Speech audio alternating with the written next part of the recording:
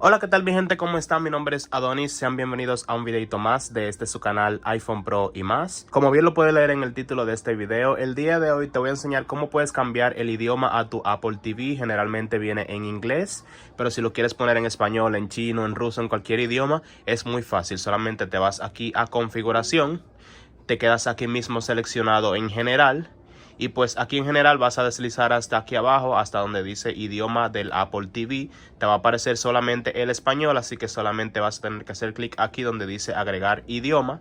Y pues aquí vas a tener una gran variedad de idiomas, los cuales puedes seleccionar para tener en tu Apple TV. Obviamente van a aparecer primero muchísimos español de cada país, luego inglés y así. Chino en orden alfabético, francés, hasta que escojas el idioma que desees y pues simplemente le das, el Apple TV va a reiniciar, se va a cargar un poco y luego va a entrar ya en el idioma que tú hayas preseleccionado y todo ya va a estar predeterminadamente en ese idioma. Así que nada chicos, esto ha sido todo, espero que te haya servido este corto y fácil tutorial. Si te ha gustado no te olvides de dejar tu manita arriba y suscríbete a este canal para que no te pierdas ningún tipo de tutorial acerca de cualquier cosa de tecnología. Nos vemos en una próxima entrega.